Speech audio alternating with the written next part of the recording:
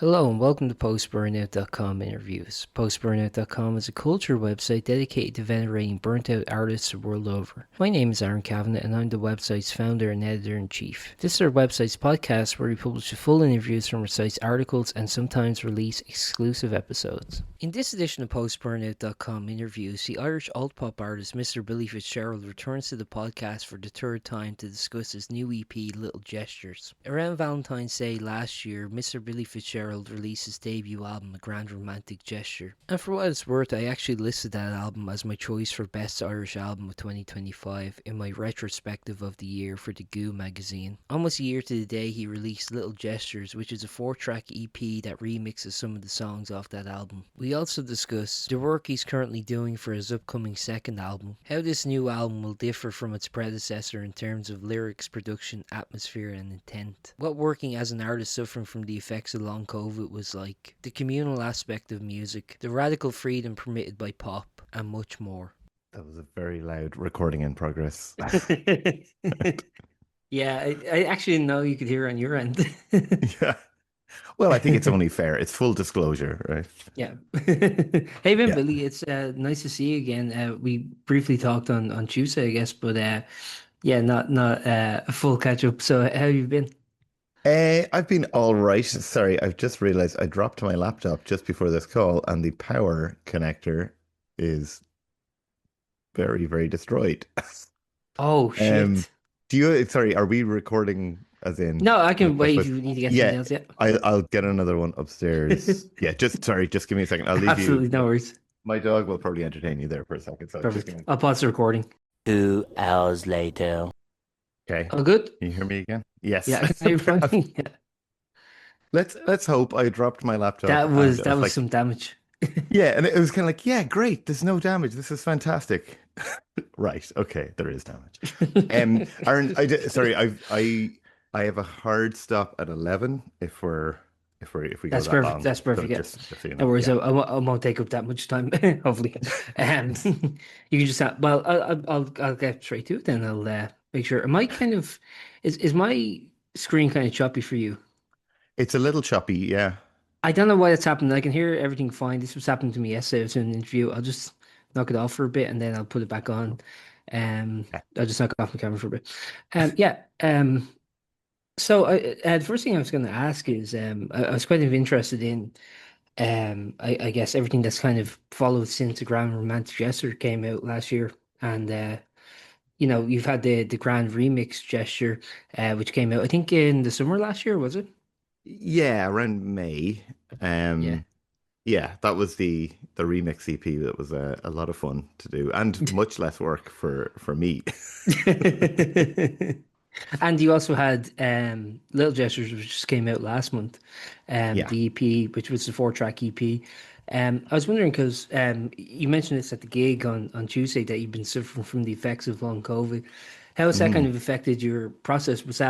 Did that come about around the time of a Grand Romantic Gesture, or was it after?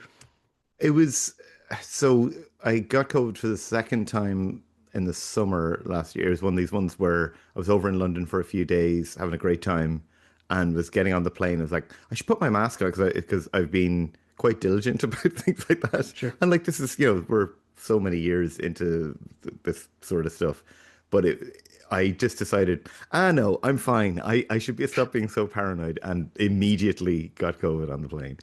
Yeah. But the two times I've had COVID, I've recovered relatively quickly with symptoms and testing negative and everything. But the first time it was like I was about 4 weeks, just completely fatigued, unable to really kind of stand up for long at the time. And this time it was basically guts of 3 months, just basically very little energy. If I was like for the first month, it was like if I was thinking a lot, I was really, Yeah. really tired. So Yeah. that really scuppered the idea of actually promoting my album after a few months after it came out. So the only thing I was able to do was I released a single, "You Had Your Chance" back in September, and that was all kind of like I was winding up to that. And I got myself out of bed and into my rehearsal room and made a video for a day. And I was like, yeah, I just needed to get up and do things. And I was like, oh yeah, I made the video. It's good. And it was about a week before I was able to get out of bed again after that. Yeah. So it was like it was ridiculous and kind of just a phase of denial and um, trying to test the limits and stuff. Like I went back to rehearsing with my drummer maybe October, and I was like, okay, back to rehearsal. And after the first rehearsal, I was like, it's going to be a few weeks before I can do Yeah. this. So yeah, it's been that's really just completely changed what I was gonna do, promotion wise, gigging wise, all that stuff. So it's nice to not feel like that anymore. Well, I was gonna say, like, I noticed, like, you really hit it hard with the promotion, because I follow you on social media, and it seemed like, there was daily content for a while. It was like, Mm. really consistent with, the output. So how were you able to kind of like manage that? Like, was like, because like to me, I could see the diligence and the consistency in your work. Well, thank you very much. So somebody No, I'm noticed. being sincere, by the way. Yeah, no, I No, did. I was no, like, yeah, yeah, no, but that's like that's great because like I don't know really what works on social media, but I know that I kind of committed to doing a certain amount of posting for from like April or May of this year, and I just said I'm going to yeah, put in the time. I'm going to put it in. But one of the things I realized, like every few months I was trying to. This sounds so rock and roll, doesn't it? It's like a batch content filming and yeah, all this stuff. But like you're just trying to see what works and try and repeat what works. And I was finding that if I filmed me performing a bunch of things for videos for a few hours some afternoon, that would lead to like 6 weeks of kind of stuff that I could put up on social media that wasn't cringy or things that I didn't wasn't embarrassed by. It was like things that represented me and my music. And when I got struck down with the pox, I was like, okay, I actually can't film anything new. What can I do? And I just went back to kind of like all my music videos and just started chopping them up, which is apparently what you should do, really, because yeah. filming brand new stuff all the time is not the best policy, apparently. That's the thing, you But always have to like, make sure you have enough coverage. Like that's the thing. It's like, did I get 6 months worth of coverage here with yeah, this exactly. It's 4 hour shoot? Yeah, and it's such a bizarre thing because like I'm as susceptible as anybody else. Like, I assume like people who are listening to this are interested in music and how music is put together. But to be a musician of any stripe or size or anything in 2026 is just to be assailed on social media about what you're doing wrong. It's Yeah. it's literally like if you're not posting blah blah blah blah blah and this type of thing, like you're doing it wrong. You're never going to get anywhere. And I definitely am susceptible to kind of like I'm full of like self-doubt and things like that. So it doesn't take much to kind of knock the first domino of like, oh God, I really should be filming this and that and the other thing. And what I've found over the last few years is nothing that anybody tells you is true for everybody. And I reached out to there's a guy Bacon Spits on social media. It does like really really succinct like music marketing stuff. And I actually reached out to him for some advice and stuff, and I got really good advice back. But it was essentially like you're doing a good job, keep going. And Okay. like Yeah. so when you're sitting there going, I don't know what to do, nothing's working, I don't know how Yeah. to reach more people. And everybody I've talked to or looked for advice from people just kind of go, you seem to be doing really well. Keep going. And it's That is the thing. Yeah. It's like, yeah, it's hard to kind of tell because like people say the consistency, but like, it's difficult if you're like being consistent, but if you're not seeing results, like I don't know like what your results are like yeah. on your end, so I can't comment on that. But like, definitely, I do see people kind of hitting their head against the wall and sort of being like not seeing much from it, and then other times people just kind of crap. The one consistent thing I've heard from people who have kind of gone viral, so to speak, is that Mm. you just never know. It's always just like some arbitrary thing, Yeah. which Yeah, but seriously, like that's like I haven't had anything go in any way viral or anything, but the stuff that I've put the most effort into, and I'm like, yeah, I've really thought this through. It's really scientifically thing. Is like nobody responds, nothing comes of yeah. it. And the shot of me and my dog doing something for a second is like, here you go. There's 10,000 people are responding to this, and it really, I kind of feel like if you it's a it's a slightly separate thing, but like what I was saying before, there's an industry there based on giving you advice or telling you you're doing it wrong so that you can buy their book or whatever. Sure. And ultimately, none of this stuff is a science or anything like that. And you have to actually try. One of the really interesting things for me has been kind of coming around to the fact that, hang on, I do things my way, and my music is quite different from other people, and I'm at a different stage of life, and all of that stuff comes together into a thing that you can't predict and you can't follow anybody else's thing. You just have to keep doing it your own way, which is like not very actionable, I suppose, in some ways. But it's also kind of heartening because I don't know about you, but like I didn't get into music to be, I didn't start making music to be somebody else or to, I think it was entirely about what do I have to offer and what or I think this is really good. I'd like to share it with people. Oh, people seem to like it. I'd like to bring them to Yeah. this other place. So I have to remind myself that it's really tempting to go and try and do what everybody else is doing. Um, but the person that I always kind of look at is CMAT over the last couple of years. I used Yeah. to follow her on social media and kind of be like, this is really interesting what she's doing. But it's entirely her and it's just authentically her.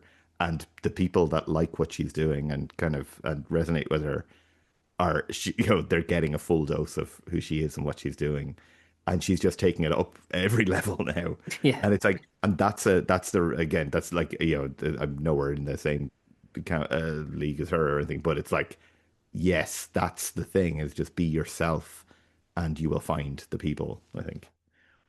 No, I agree. It's like I might have mentioned this to you the last time we spoke, so I apologize if I'm repeating myself, but How um dare you, yeah, Aaron? This has to be yeah, all new content for yeah, me. exactly. That's the thing. Well, we just chop it up and yeah, we can run this for next 6 years. But we were talking about I think I might mention this, so apologies, but we're talking about the how artists like pop artists now, you mentioned CMAT there, can be a bit more idiosyncratic and individual in their approach. Do you find now it's a good time to be a pop artist, and just in terms of like being able to be more, individualistic and be more idiosyncratic?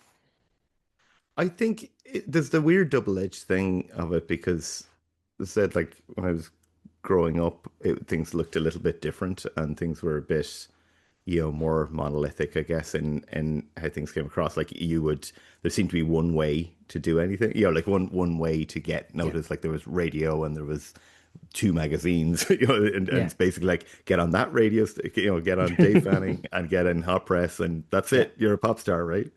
Um, I think it's different now because I think CMAT is the quintessential example of like you can cross over. She's having that kind of crossover appeal, but I think it's also very fractious. Like there's my nephews are like all in college now and things, and they're like going to see bands that I've never heard of.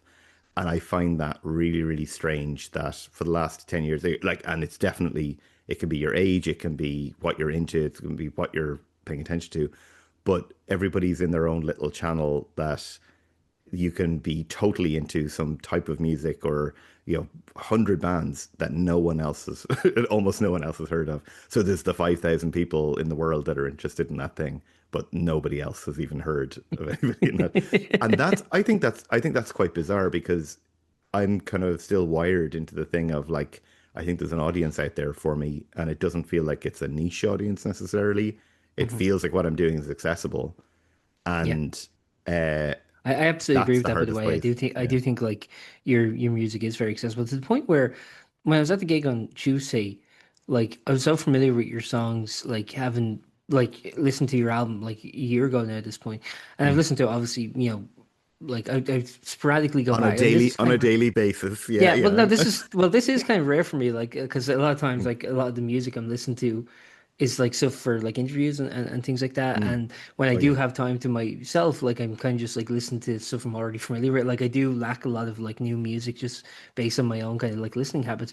But your album is one I've kind of gone back to like throughout the year, and to the point where when I was at Tuesday, I was like, "Oh man, he didn't play all fucked up now and stuff." So even though it's like, you have that kind of thing now where it's like, you have like, oh, you didn't play that already. So, Yes. that's the impact you're making. I'm like, oh shit, I do notice what's missing in this.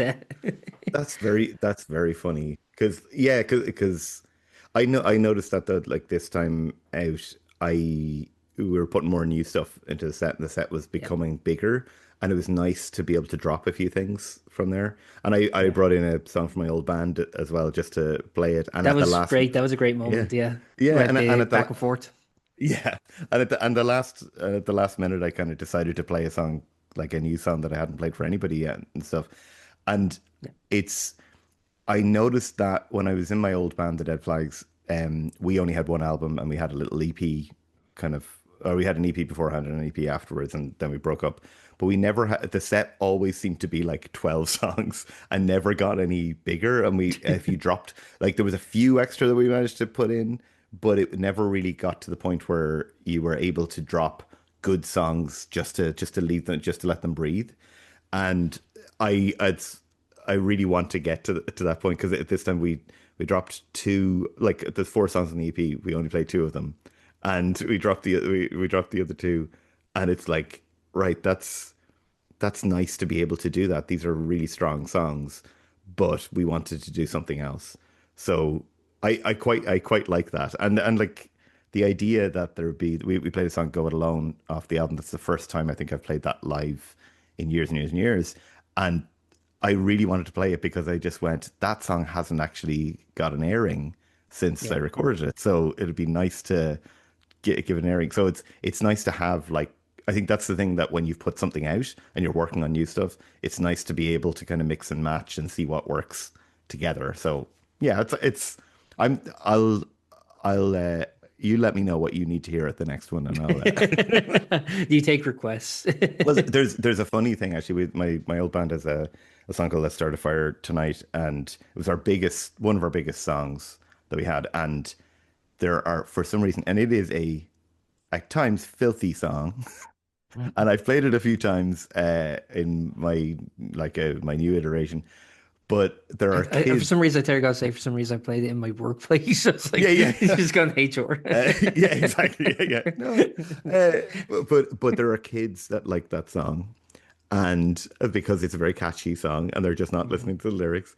And a friend of mine said, "Hey, my mate said he was going to come along if you're going to play that song that his kids love." And I was like, "I'm like, firstly, I don't think I should, but also I've just decided not to play it." He's like, "Oh, he's not going to come along then." And I was like, "That's very funny that somebody's not going to come along to the gig because you're not going to play one song."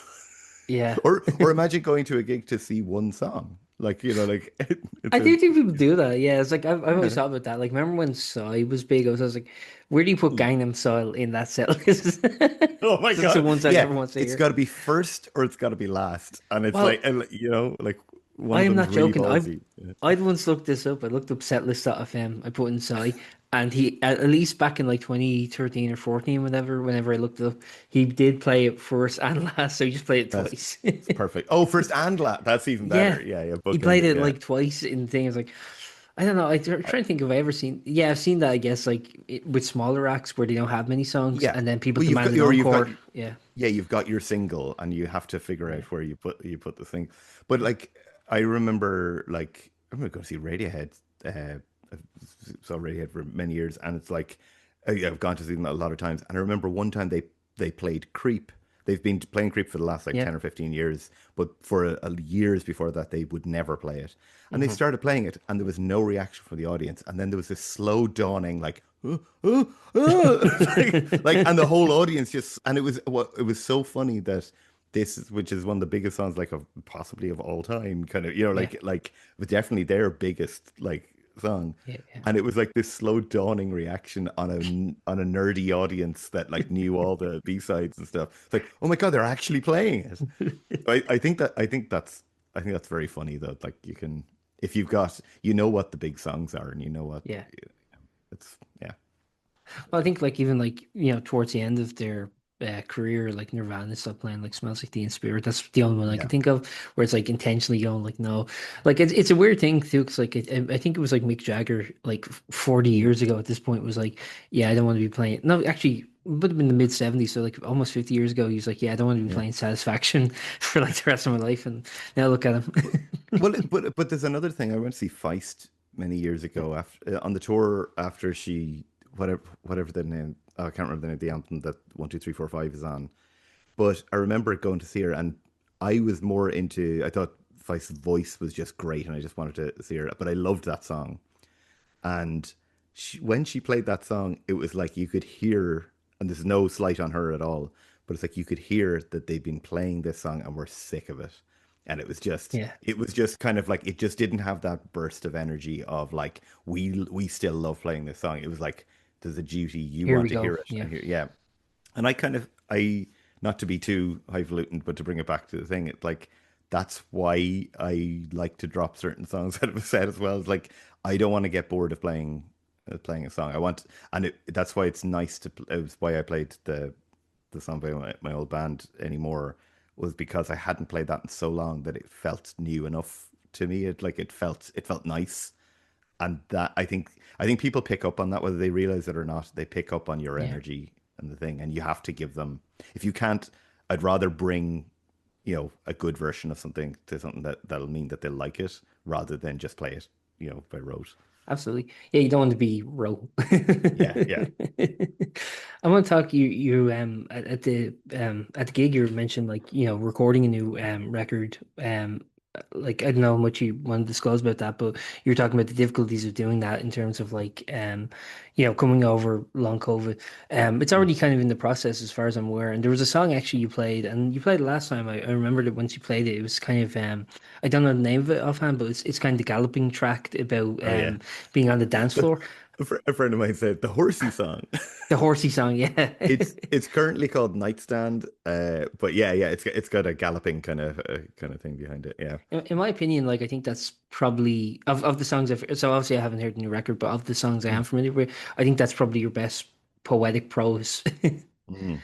Yeah. Did you put more effort into like not more effort, but where like to me it's like I do see a leap in kind of like songwriting quality with that one. Was that a particularly considered one, or is that just kind of like setting the standard for where this new album's kind of going to go in terms of introspection? I'm laughing when you say leap because so this Because is of the harsh. horsey.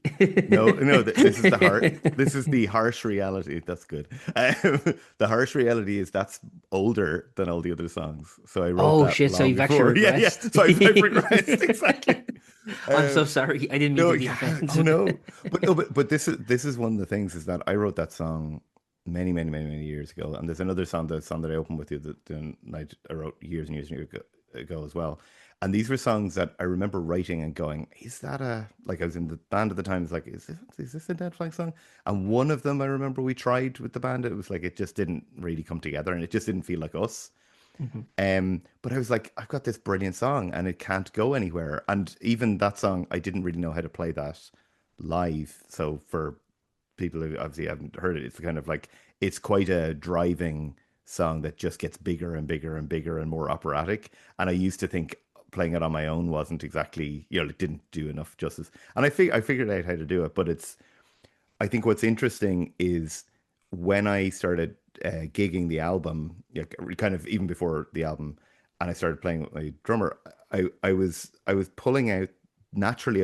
When I was thinking about other songs that I could play along with just the album songs, those songs just jumped to front of mind. It's like I've got these songs from years ago, one or two songs that just they've been looking for a home.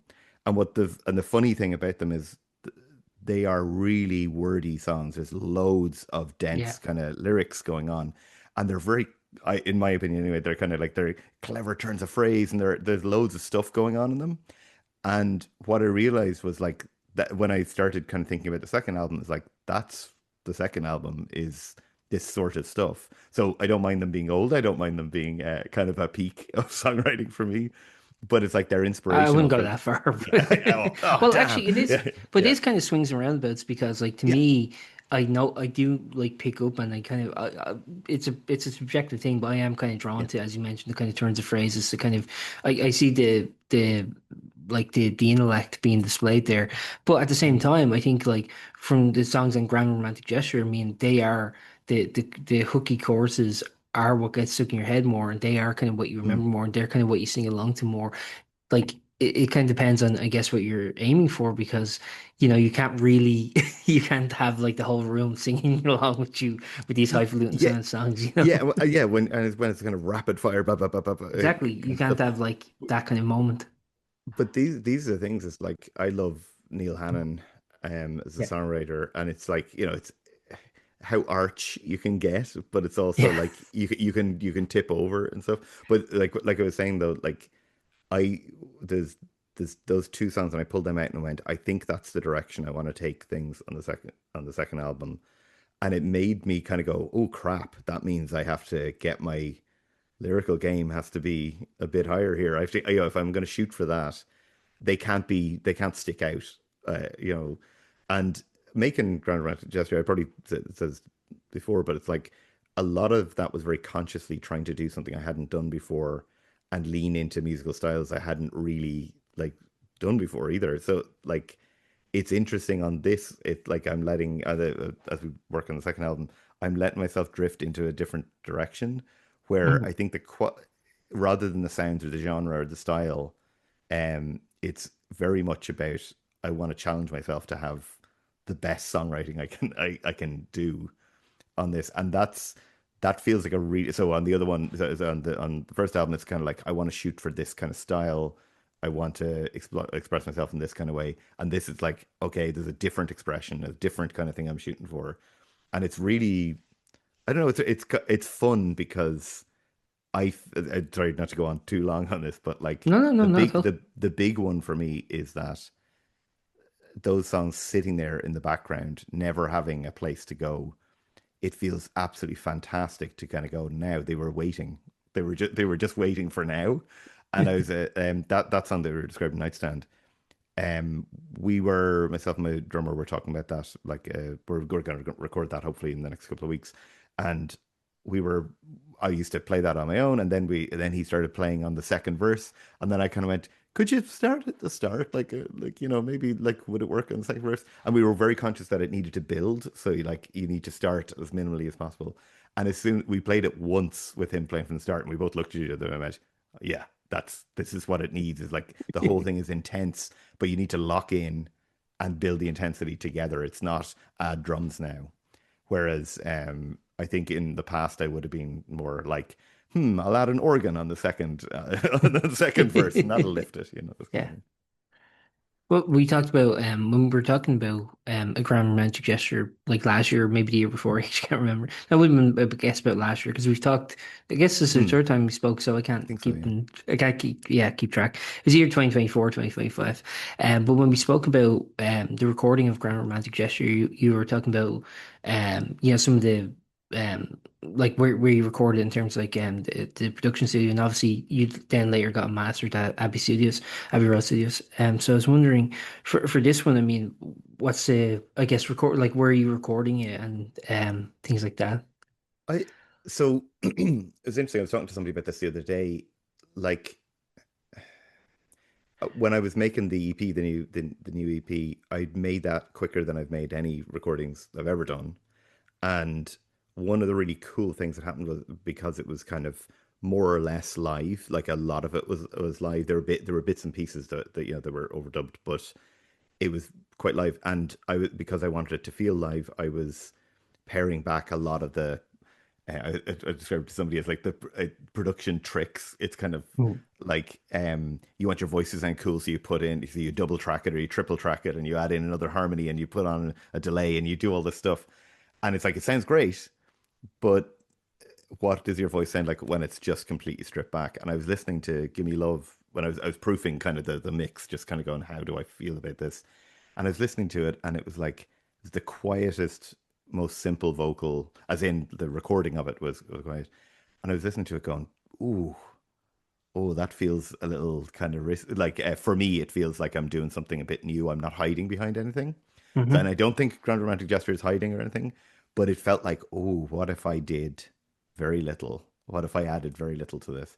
And that's gone hand in hand with myself and Dennis, drummer. We've kind of locked together. We've been friends for years, but we've kind of locked in together on a style and a kind of a collaboration where I kind of approached Dennis last year and I just said, I want to make the second album and I want to basically make it around you and me live, like playing acoustic guitar and drums, just build the arrangements like that, record it, and then see what else it needs. Rather than kind of like, okay, I've done the guitar. Could you come in and do some drums, maybe? So it's Yeah. so we're just meeting up like once a week and spending a few hours developing songs. And we've hit a rhythm now that's kind of like, here's a new song, okay, and then an hour later it's like, well, that's that's ready. And Dennis is very particular and very detail oriented in his drumming. Like, and he's an incredible drummer, but he's like everything. He wants it to work. He wants the vocals and the kick drum to work together. And it's very feel. It's coming from a feel, but he wants to get it exactly right. And what's great about for me to be able to lean into that is great, but it's also having an effect on me playing the guitar and playing less and less guitar on top of it. The guitar is getting Yeah. simpler or it's becoming more melodic rather than, chugging through chords.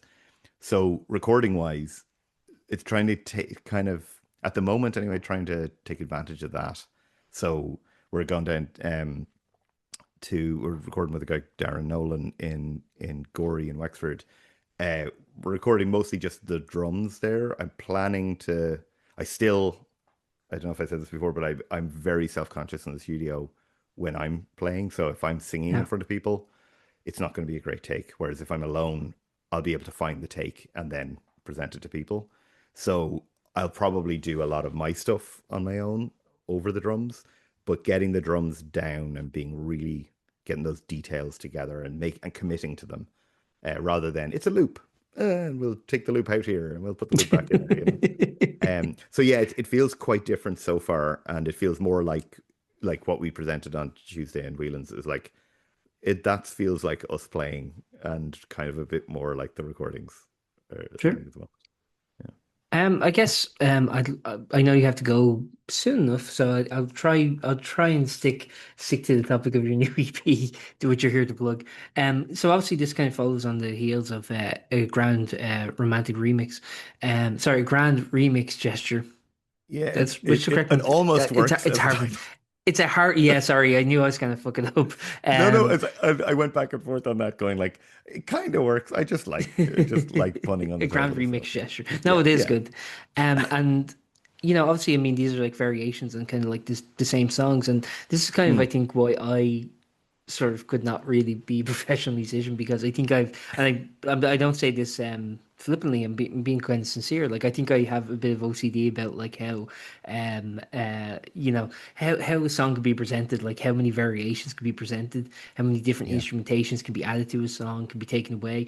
It's like it gets so meticulous that it kind of wrecks my brain. Like, I can't deal with this. yeah. I was wondering, like, for you, I mean, like, kind of like revisiting the same songs and kind of trying different variations on them. Do you kind of have that kind of, I don't mean this like in a derogatory way, but kind of like obsessiveness about, like, the different variations about how you can present the song?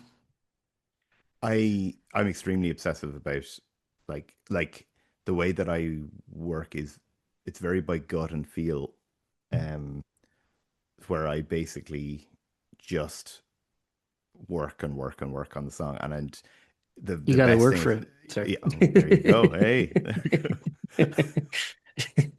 This is Sorry. shocking. These are the things that I want to say, and you're saying it that way. Just for the listener, Mr. Billy Fitzgerald has a song called "Work for It." Yes, We should which have is footnotes. available in Yeah, yeah, all available. fine streaming services. It Yeah, reminds me. I don't know if you ever watched like Parks and Recreation, but I always think of the Dan yeah, Castellaneta character. There's Dan Castellaneta plays like a radio host on it, yeah. and Oh, Amy sorry. Poehler's Yes, Parks and character. Rec. Yeah, yeah, yeah, Yeah, yeah. yeah, and Amy Poehler's It's character. So quite awful. yeah, she'll like reference Batman, and then he'll have to go, Batman is a comic book Oh yeah. character created in '93. Like, that's what we Oh, need. I We need love it. him doing citations. Yeah, oh my God, I love it so much. Sorry. Yeah. Oh, but we were saying like the working on the different versions, like when I'm doing so when I was doing Grand Remixed Gesture, so like a song like Give Me a Chance, which is like the second song on the EP as well. That was like, okay, I've got an idea for a little guitar bit, I've got an idea for a chorus, I'm going to go into the studio and I'm just going to work and work and work and work and work, and work. And Mhm. it's like the flow state will take over and you have no idea how you're doing it. You know, like what you've been doing. But and that's a song that doesn't have huge numbers of layers on it, but a song like You Had Your Chance just has layers and layers and layers and layers and layers and layers and layers. It's ridiculous how many layers from different years of different approaches and stuff. And no, or very little has been deleted off it. It's all just a soup of stuff. And what I it's like you're trying to for me it's like I'm trying to find the thing. It's like sculpting away, just kind of trying to find the sound and not really having an idea about exactly what you're looking for, just knowing this is probably the direction that I want to go in. Mhm. Which is it's a way that I used to work on demos, and then when I was in a band, it was completely different, and I was just never. It always felt like we were like I had never felt like I knew exactly what we were doing in the band. Like, you know, like is should we be adding stuff? Should we be taking stuff away? So the recording was very, very different.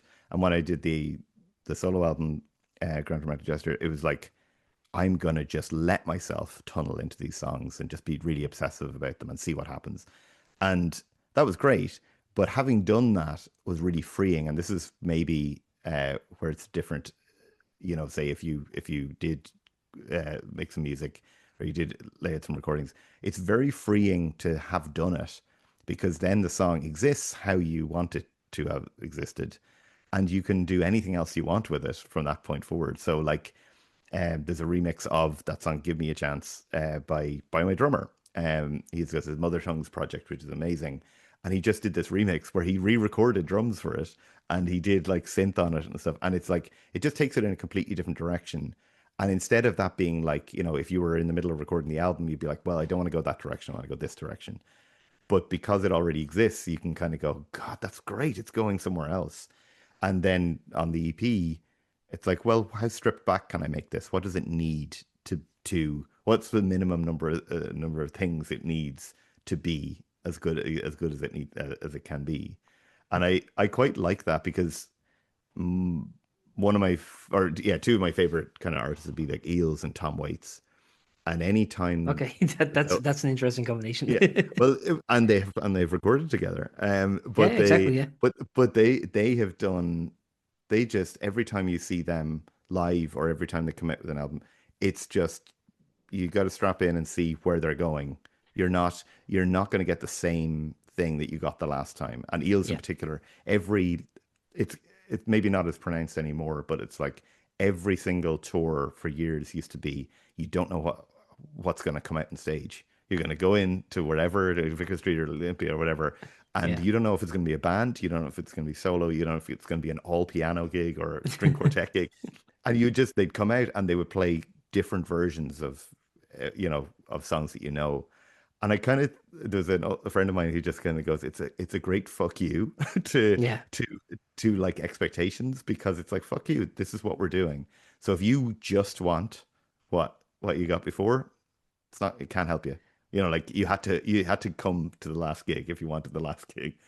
And I there's something really inspirational in that I think is very freeing, which is you can songs can exist in loads of different ways, and you know, especially with recordings, you don't need to play it the same way again because it exists. If somebody wants it, yeah. they can go listen to the recording. And so yeah, that was kind of that's a long-winded way of saying it's very freeing to try it a different way, you know, Sure. and explore things in a different way. Well, I wonder actually, just kind of you're talking about eels here, like those kind of like spontaneous bands who like to experiment. I wonder does like the internet kind of like ruin that because like as soon as someone goes on tour, like people are like looking up setlist.fm or they're looking up YouTube Yeah. for clips and like for example, I'm going to see David Byrne tonight, right? At Same. the Yeah, arena. I'll be there. Perfect. Yeah. I'll see. Yeah, I might see it. And but I purposely was like, I'm not looking up anything from the tour. I don't want to know. I want to be surprised. I've been skipping Exactly. like put it away. Yeah. But that's the thing. Like, I wonder, like, being an artist who is well known and is touring Mm. around and that people have investment in, can you be spontaneous and can you be mysterious anymore with your performances? I think you can like there is an obsessiveness that people have about like set lists, like what are they like there is a friend of mine that I go to a lot of like we're going to David Byrne tonight Yeah, and he will tend to look at set lists but nothing else. It's because he just wants to know is it are we going to get old? Are we going to get all new? Are we going to you know he but he doesn't tend to look at videos or anything. but I know lots of people who've basically watched every single video of seen it. But there's a friend of I mine. wouldn't. I couldn't do that. But the last time David Byrne played, I think it was the last time he played in Ireland, the American Utopia tour. I the girl, a very good friend of mine, Laura, basically went. We were both big David Byrne fans, and she went to see him on her honeymoon in Portugal at the on this tour, like 3 weeks before Dublin.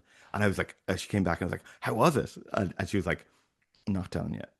I'm not telling you." And it's like, "What do you mean? Like good or bad?" It's like, I no, I don't want to ruin anything. I just don't want to tell you what it was like.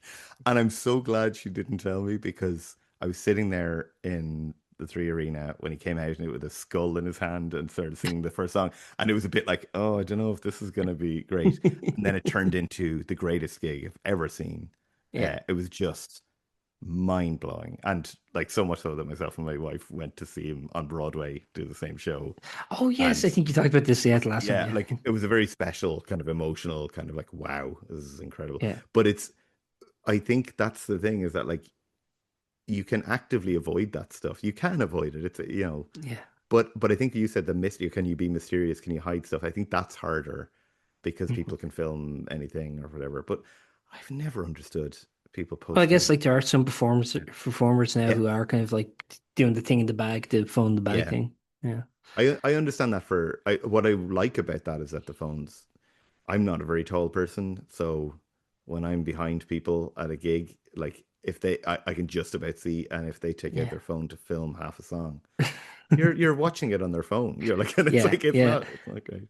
And you're kind of like critiquing their framing. You're like, no, no, the Well, but cinematography is awful.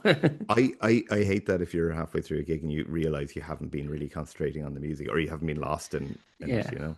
I went to see Baxter Jury in Vicar Street last year and it was an incredible gig. It was just absolute like so energetic and so he's a really, really cool performer. And it's but yeah, the audience were all filming everything all the time and it just felt Yeah. like he wouldn't want you to do that either. Sure. Like he wants you to fucking dance. So Yeah. it was mad. Perfect. I have I'll wrap up with this. It's kind of a two for one question, so I'm getting my money's worth here. Efficient. Well, I want to talk about the radical freedom of pop music a little bit, and that kind of touching base on two things you're sort of doing. So, you talked about being in a band, and now you're essentially a solo artist. I mean, you talked about working with Dennis on drums, but for the most part, I mean, it's a solo thing, and I think with that can permit some um, as you were talking about the kind of difference between sort of minimalism and maximalism and how does that kind of result in the song. I think that's sort of freedom perhaps permitted, and if you disagree with this, you can let me know. But I think that's a freedom permitted by being a solo artist that you don't really get in the band because Yeah. let's say, for example, you write a song and it works with just vocals and bass line, you want to go with that. Then you have the rest of the band, the drummer and the guitarist, just kind of like sitting on their thumbs while a song is Yeah. being played. Where I think when I don't know, like if there's consideration for the involvement of all members when you're in a band. And the other thing too, I mean, with self-releasing, kind of having that freedom, like to kind of experiment with songs and release them and give your fans a new opportunity to hear these songs in a different light. I wonder, is that something like if you were on like Sony or Universal, would they be like, well, you can't keep releasing the same songs over and over? Like, would they be like, you can't keep doing that? Do you think there's a radical freedom permitted by this project that you wouldn't have otherwise? Or Yeah, like it's a two part. It's two questions. Come on, Aaron. it's too it's yeah, I know. How do I Well, answer it? it's under the Um, umbrella of freedom. yeah, yeah. Oh, fantastic, wonderful. I think Yeah. like to answer your second question. I, To answer I. question 1.2. So you're saying that Sony wanted to sign me, right? So I have Oh to. yeah, well I don't know. I mean, you have to go Yeah, to your studios and just yeah, send. yeah. Um, I think yeah, like there is a load of freedom now in what you can do. I think you can do anything, and it's really it's relatively inexpensive Mhm. to like. I don't. It's weird. Like I've been home recording for over 20 years. It's not. And before that, I was using tapes like to tape recorders to multi-track things like like Yeah, I've been doing this since I was like really young. Um, but you can like the first thing I put out was two mini disc players recording onto each other with a mixing desk in between and me overdubbing little bits and pieces onto them Oh and just no. and having to kind of mash it all together as a thing. That was the first like EP I released was like that, and I just made up a way of recording, and it's like it probably sounds like shit. I haven't listened to it in years, Yeah. but it's like now it's not hard to release something that sounds good, but I think the problem with and you're right, like I can decide to do whatever the hell I want to do at any time. But I think the hard part about that is it promotes or it's distracting. So I think artists at all times have always had to do more than what we see them doing, as in like Yeah. the amount of work that, like, I mean, to mention CMAT as an example of like an actual independent artist who's actually breaking through and is doing everything that like one would wish to do in a career. Um, the amount of work she is doing to do all of that, and I've no idea if she's able to pay her rent from it, but probably I assume she is. I would But say so at this point, hopefully. yeah, hopefully, but Yeah. you never know. Like it might be Yeah. good for a year and but not sustained through the recording of the next album, that kind of stuff. All right. But it's we always have to work really hard in the background. And I think there's a little bit of a misnomer that like, cool, now I don't have to go to a studio. I can record this at home. But it's like, great, but like that just means that I'm taking on the mantle of being an audio engineer as along with being an artist. Like Yeah. when I make loads of music videos. I make more music videos than, bands did in the 80s kind of thing. Sure. And like, but that I've filmed every single one of those and I've edited every single one of those. You're like, Yeah. and it's one thing is like, oh, that's cheap to edit it myself. Yeah, that's cheap if I don't count me working for 3 days Yeah. editing a music video. So I think there's a bit of a trap in I, it that I like I we think all people do it. don't Yeah. appreciate sorry, Yeah. like even just like a TikTok or something like that, people don't appreciate, especially Yeah. like if you want to be detailed, like like color correction itself. Like I edit video and I love editing Mm. video. I hate color correction. That's the thing. I hate it. I hate it. I hate Mm. it. I like would rather never do it. But and even like working with music, having to synchronize it to the footage is actually a lot more difficult and detailed than you think. And Like it you have to and, and make it and it doesn't make any sense that it's difficult, but yeah, I just yeah. spent the last hour trying to make it work. It's like Yeah, and like I think the best thing to always do is like do one edit that's synchronizing the music to the footage, and then you can just have that to mm, splice in later after the fact. yeah. Like I don't know. It's it's very but I think that is the thing that like while there it seems like there's more freedom and things like that, I think it's harder that way. But I also think that the music industry doesn't exist in a way like if you were making up the music industry from scratch today, if there was no music industry and you were deciding what it could be, I'm Hmm. sure it would look similar to like, here we are talking about music on a music podcast. It's like that's cool. Yeah, that would work in there. But like there's a lot of stuff like developing artists and giving feedback and challenging artists to get better and doing stuff. Like I I played in Whelan's the other night. I lost a lot of money on that gig. Like Hmm. and I paid, and the way I look at that is like I have a day job and I paid this amount of money to have that experience. And I need to do that to like I need to be out there playing with people. Maybe I don't need to play as fancy a venue or whatever, but you know it's not easy to do that, and nobody's. I feel like in the industry, uh, people are avoiding risk by letting somebody like CMAP prove every single thing without support, and then you're like, oh yeah, now we'll come on board when there's no Yeah, risk involved. And like it's easy for me to kind of throw stones at that kind of stuff, but there are so many artists who are doing an amazing job on their own. And what the universal thing is, if you want people to help you, if you want people to work with you, professional people who are plugged into the industry, they are asking all the time for, well, you need to get, you need to have 200,000 followers and fans and monthly listeners and everything like that before we'll help.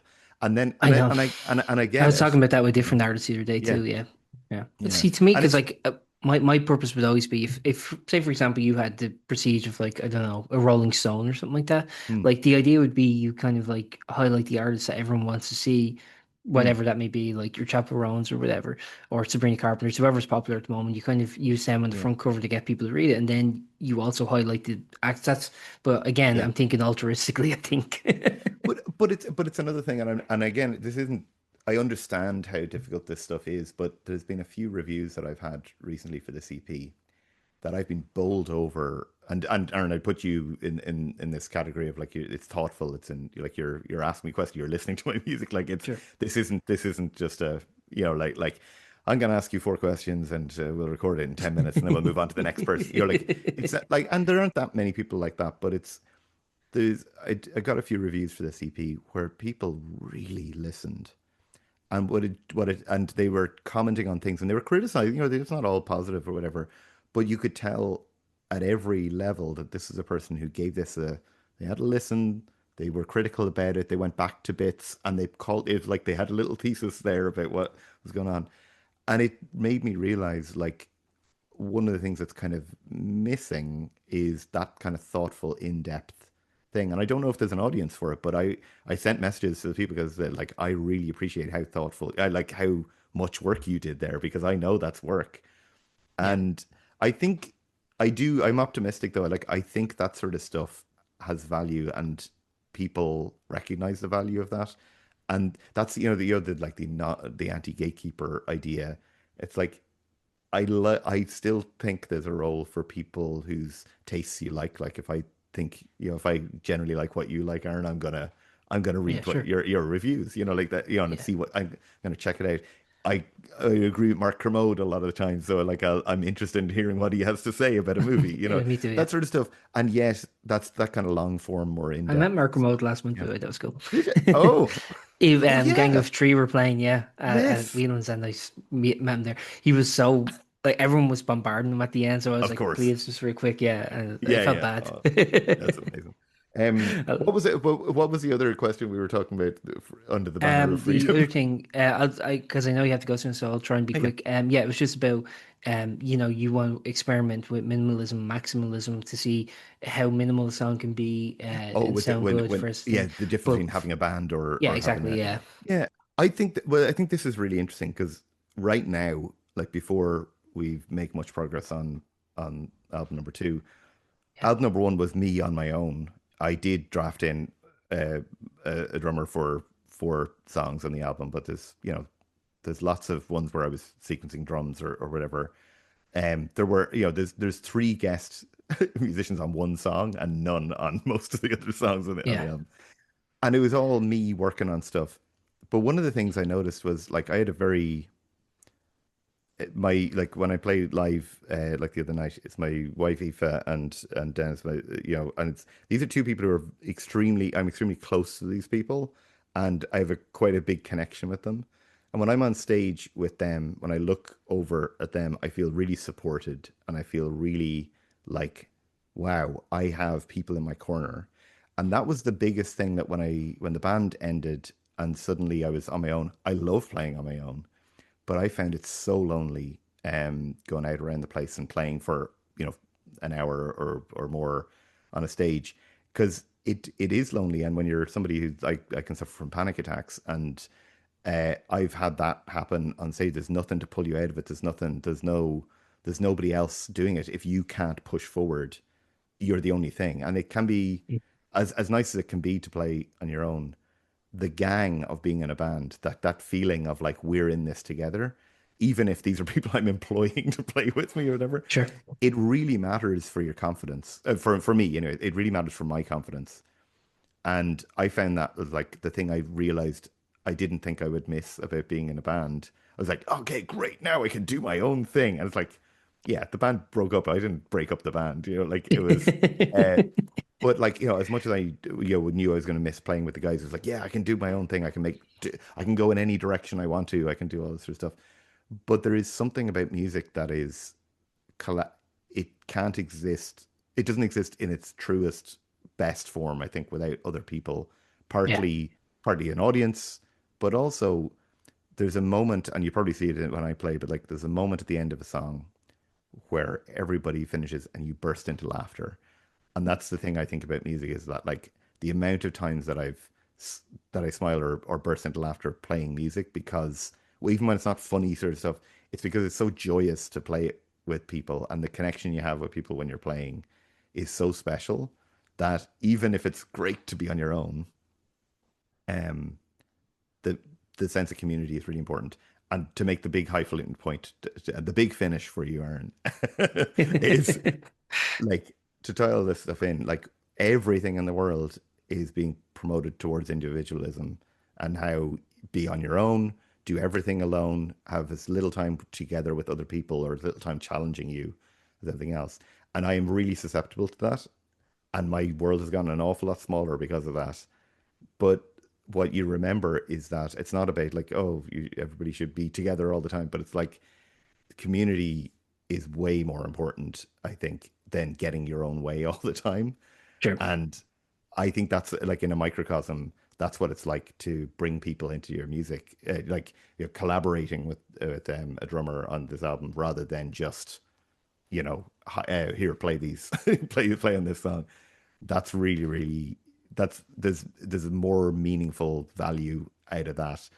And the songs will be better because of that than they would be if I was just doing it on my own. So I think that's what's really important to me. And that's something that I'm kind of chasing a little bit on this second album. That is the opposite of what I was chasing on the first album. So Perfect. You're a socialist in a libertarian world. oh God.